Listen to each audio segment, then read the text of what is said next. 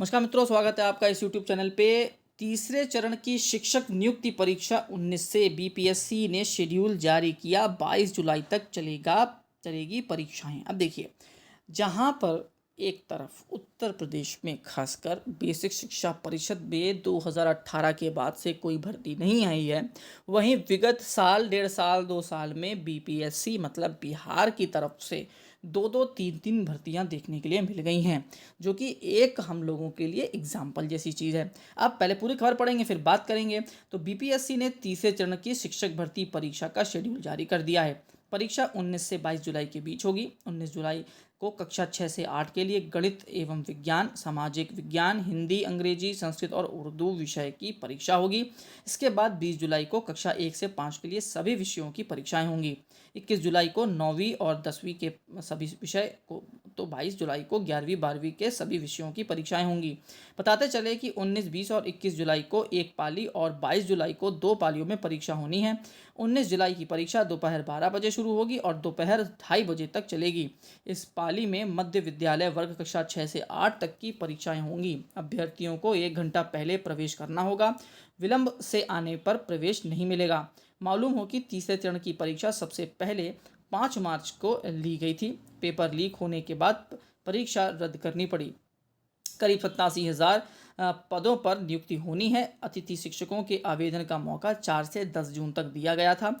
हर पाली की परीक्षा 2.5 घंटे की होगी। नेगेटिव मार्किंग नहीं होनी है। भाग 1 में भाषा की परीक्षा ली जाएगी, वहीं भाग 2 सामान्य अध्ययन और भाग 3 संबंधित विषय का होगा। भाग 1 क्वालिफाइंग विषय होगा और इसमें 30 अंकों में के 30 प्रश्न पूछे जाएंगे। सामान्य अध्ययन के 40 प्रश्न होंगे और हर प्रश्न का सही उत्तर के लिए एक यानी कुल 40 अंक होंगे। वहीं जिस विषय के शिक्षक बनेंगे उस विषय के 80 अंक के कुल 80 सवाल पूछे जाएंगे।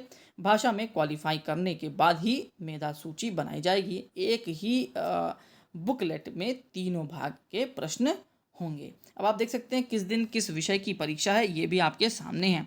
तो 29 जुलाई, 20 जुलाई, 21 जुलाई, 22 जुलाई और शिफ्ट भी यहाँ पर दी गई हैं। आप इसको देख सकते हैं, चाहे तो स्क्रीनशॉट ले सकते हैं। हालांकि जो पढ़ाई करने वाले बच्चे हैं इनके पास टोटल नोटिफिकेशन मौजूद होगा। अब बात करते हैं देखिए नियुक्ति की।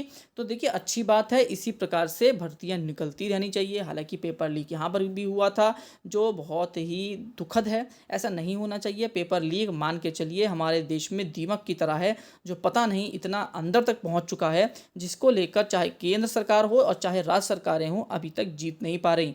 कोई भी पेपर करा लीजिए, उसमें 1-8% चीटिंग करने वाले मौजूद हैं।